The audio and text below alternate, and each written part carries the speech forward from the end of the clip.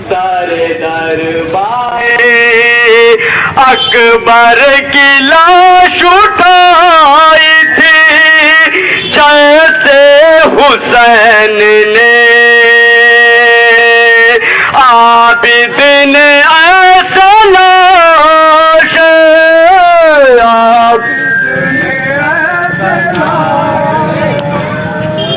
عابد نے ایسا لاش سکینہ اٹھائی ہے بیٹی حسین کی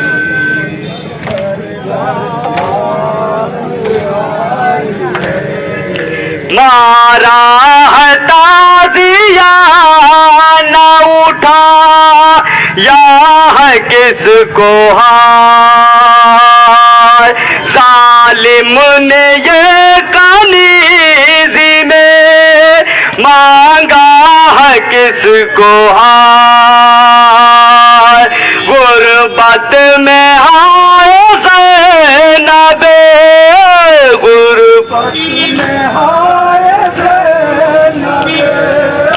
غربت میں آئے زینب دل گیر آئی ہے بیٹی حسین کی سارے دربار آئی ہے زندہ کے در سے پل کو نہ ہٹتی تھی جو نبی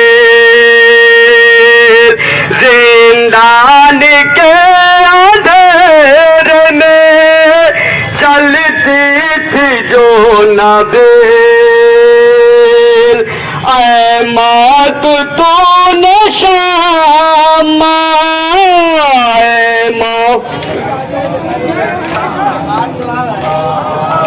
اے موت تو نے شام یہ کیسی بجھائی ہے بیٹی حسین کی سر دربار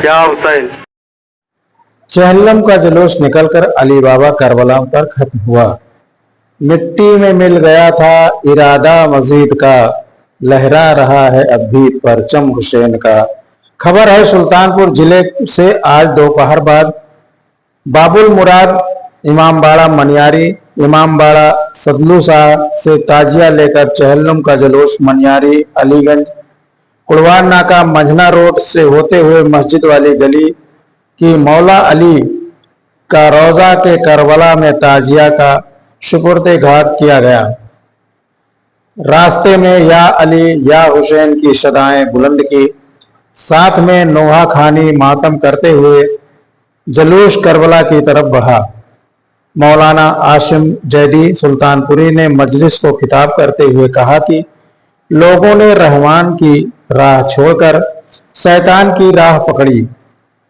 امام حسین نے کہا کہ اللہ کی پیروی کریں نہ شیطان کی پیروی کریں کس طرح سے آتنکی یزید نے ننھے منھے بچوں مہیلاؤں اور بزرگوں پر ستم ڈھایا تھا 6 ماس کے پیاسے اصغر کے لیے امام حسین نے پانی کا سوال کیا تھا لیکن پانی نہیں دیا گیا لوگ تڑپ رہے تھے لیکن امام حسین نے سچائی کی راہ نہیں چھوڑی ان کے 72 ساتھیوں نے اپنی جان دے دی انسانیت اور ایمان نہیں چھوڑا اس موقع پر ڈاکٹر تقی حیدر علی ظفر جاہد آدوی محمد رضی حیدر ارمان حسین سیف عباس وقار حیدر عالمدار شہر حسین امام حیدر نوحہ خان رضی حیدر سدلو شاہ قادر عادل افسر علی شاہد علی نور بابو عمران احمد مطلوی قاسم حسین اختیار عباس رضوی محسن امام حسین علی حیدر آدि سینکڑوں لوگوں کی جلوس میں شامل ہوئے اور ब्यूरो रिपोर्ट राज 24 न्यूज़ से ओम प्रकाश शर्मा, अलीगंज सुल्तानपुर। إنما خرجت لطلب الإصلاح في أمة جدي صلى الله عليه وسلم. اذان محترم بس 10 سے 15 منٹ کے درمیان مصطفیٰ صلی اللہ علیہ وسلم کے دین کی اصلاح کرنا چاہتے ہیں کہ جو اس میں خرابیاں دوسروں کی جانب سے آئیں، جی جو اس میں خرابیاں غیروں کی جانب سے آئیں، وگرنہ اللہ کے رسول نے تو ایک کامل اور مکمل دین دے کر اس دنیا سے آنکھ بند کی تھی، جی اس دنیا سے کچھ فرمایا تھی. لطلب الاصلاح فی امت جدی، جو خرابیاں آ گئی تھی اس کے لیے امام نے قیام کیا. خرابیاں کیا تھی؟ وہ خرابیاں بھی امام حسین ارشاد فرماتے تھے سب سے پہلی خرابی اس وقت جو فساد تھا جس کے لیے امام حسین نے اپنی آواز اٹھائی. بھائی خرابیاں تو بہت تھی، فساد بھی بہت تھا، لیکن جس کے لیے امام حسین علیہ السلام نے اپنی آواز اٹھائی وہ ایک الا ان هؤلاء قد لزموا تحت الشیطان وتركوا تحت الرحمن. پہلا فساد یہ تھا اس معاشرے میں کہ جہاں امام حسین اصلاح کرنا چاہتے تھے کہ لوگ الا ان هؤلاء قد لزموا تحت الشیطان وتركوا تحت الرحمن، لوگوں نے رحمان کی پیروی چھوڑ کر شیطان کی پیروی اختیار کر لی تھی. اس لیے امام حسین علیہ السلام نے اپنی آواز اٹھائی، اپنی آواز بلند کی، اور اس کے حوالے سے جو لوگوں نے رحمان کی اطاعت چھوڑ کر شیطان کی اطاعت اختیار کر لی تھی، اس کے لیے قرآن مجید سورہ بقرہ چیپٹر نمبر 2 اور اس کے لیے امام حسین نے کیا خوب جو اقدام کیا ہے کہ قد لزموا طاعت الشیطان وترکوا طاعت الرحمن. ایسے لوگ تھے اس معاشرے میں کہ جنہوں نے فیلیبل ہوتا ہے، معصوم ہوتا ہے، بے گناہ ہوتا ہے تو معاشرے میں ہوتی ہوئی برائی کو دیکھ نہیں پاتا. بہت توجہ دار گرامی، اسی لیے قرآن مجید نے ارشاد فرمایا پروردگار عالم سورہ بقرہ چیپٹر نمبر 2 ورس نمبر 178 سے لے کر 78 سے لے کر 79 تک، اگر میں بھول نہیں رہا ہوں، اگر ہماری محمد صاحب دے رہی ہو، 100 معذرت چاہتا ہوں 168 سے لے کر 169 تک اس کے متعلق اللہ ارشاد فرما رہا ہے یا ایھا الناس کلوا مما فی الارض حلالا طیبا ولا تتبعوا خطوات الشیطان انہ لکم عدو مبین. اے لوگوں دیکھو جو تمہارے اللہ نے تمہیں رزق دیا ہے پاک و پاکیزہ جو رزق دیا ہے اسے کھاؤ. ولا تتبعوا خطوات الشیطان، اور اتنا یاد رہے کہ خطوات شیطان کی پیروی مت کرنا، خطوات شیطان کی پیروی مت کرنا، کیوں نہ کرنا؟ اس لیے انہ لکم عدو مبین، کیونکہ وہ کھلا ہوا تمہارا دشمن ہے. انما یامرکم بالسوء والفحشاء وان تقولوا علی اللہ ما لا تعلمون. اور تمہیں ایسی چیز کی طرف دعوت دے گا شیطان، تمہیں ایسی چیز کی طرف حکم دے گا کہ جس کا تمہیں علم نہیں ہے. وان تقولوا علی اللہ ما لا تعلمون، جو تم ایسی باتیں اللہ کی جانب نسبت دو گے جس کے بارے میں تمہیں علم نہیں ہے. اس کے لیے امام نے قیام کیا، پہلا قیام امام حسین کا یہ پہلا قیام. اس فساد کو مٹانا چاہ رہے تھے امام حسین یہ چاہتے تھے کہ معاشرے میں شیطان کی پیروی نہ ہو بلکہ اللہ کی اطاعت کی جائے.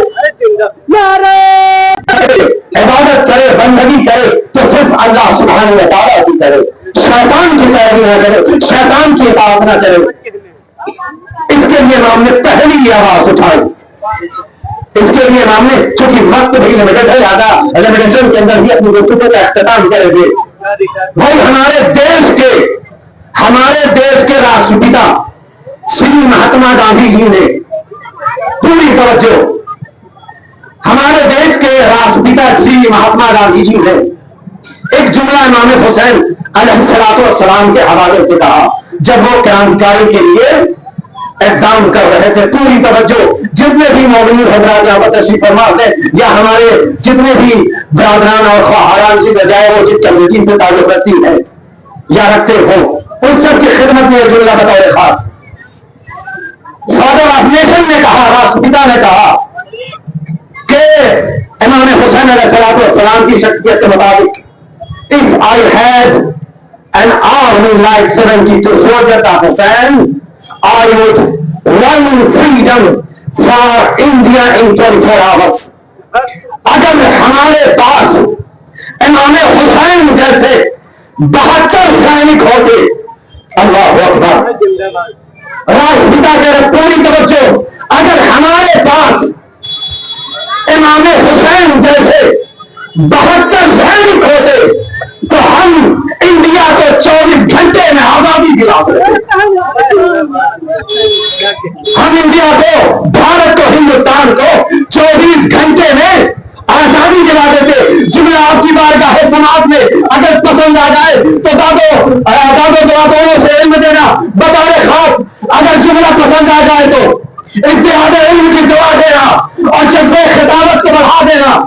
راشٹرپتا یہ کہہ رہے تھے, فادر آف نیشن یہ کہہ رہا کہ اگر ہمارے پاس امام حسین جیسے 72 سینک, ان کے سینکوں جیسے 72 سینک, 1 لاکھ نہیں, 2 لاکھ نہیں, 3 لاکھ نہیں, 10 لاکھ نہیں, صرف 72 سینک, 72 سپاہی, 72 سولجرز اگر امام حسین علیہ السلام کے جیسے ہمارے پاس ہوتے تو ہم بھارت کو 24 گھنٹے میں آزادی دلا دیتے.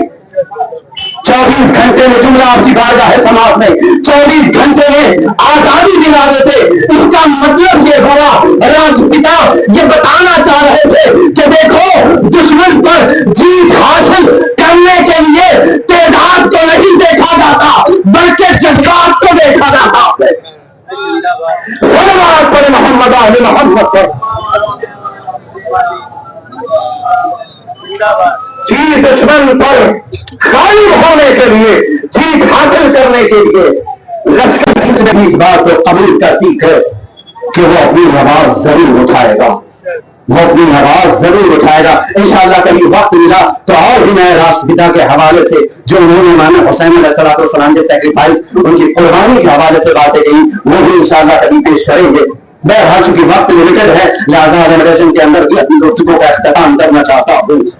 امام حسین علیہ السلام نے اس کے لیے اپنے گھر بھر کی قربانی کو قبول کر لیا. کس لیے قبول کیا؟ اس لیے قبول کیا کہ امام حسین علیہ السلام ہر شخص کو یہ چاہتے تھے کہ وہ منزل کمال تک پہنچ جائیں, اللہ کی اطاعت کے لیے, اللہ کی اطاعت کے راہ پر گامزن ہوتا نظر آئے. اس لیے امام حسین علیہ السلام نے قیام کیا. بہرحال یہ ساری باتیں آپ کے سامنے پیش ہوتی رہتی ہیں کہ کربلا میں کیا کچھ نہیں ہوا امام حسین اور ان کی نواحیس کے ساتھ. چھوٹے چھوٹے بچے, 6 ماہ کا اصغر کہ جس کے لیے پانی کا سوال کیا تھا امام حسین نے, اسے پانی کے بجائے اسے تیر سے جواب دیا گیا.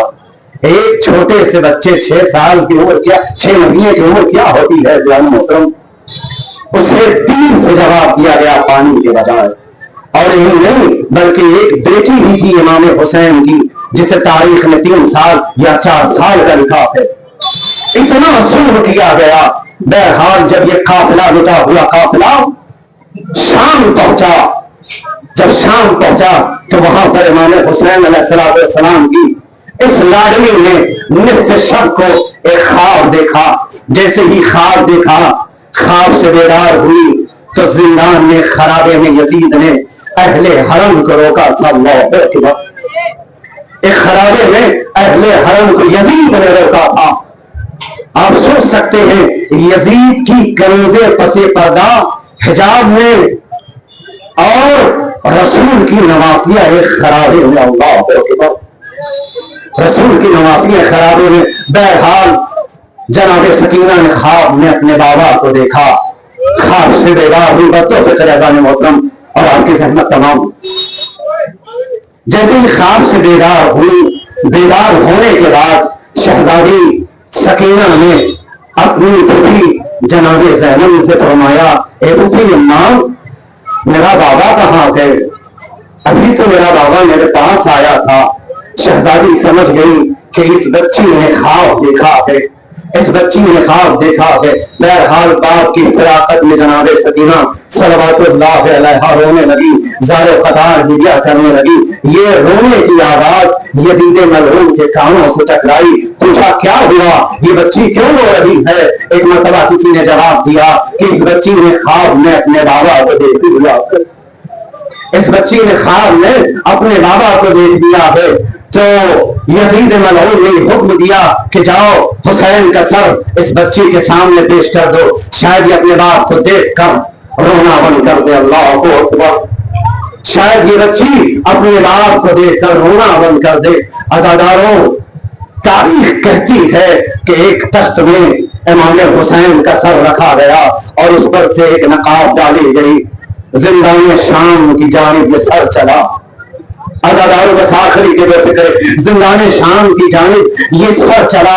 زندان شام کی جانب جیسے ہی یہ سر چلا، جب قریب زندان ہوا، جب سکینہ صلوات اللہ علیہا کی نگاہ اس تخت کی طرف پڑی تو شہزادی نے سمجھا شاید کوئی کھانا لے کر آ رہا ہے، شاید کوئی پانی لے کر آ رہا ہے. ایک مرتبہ آواز دیتی ہے، ایک مرتبہ آواز دیتی ہے، اے مسلمانوں، مجھے کھانا نہیں چاہیے، مجھے پانی نہیں چاہیے، مجھے میرے باپ کا سینہ،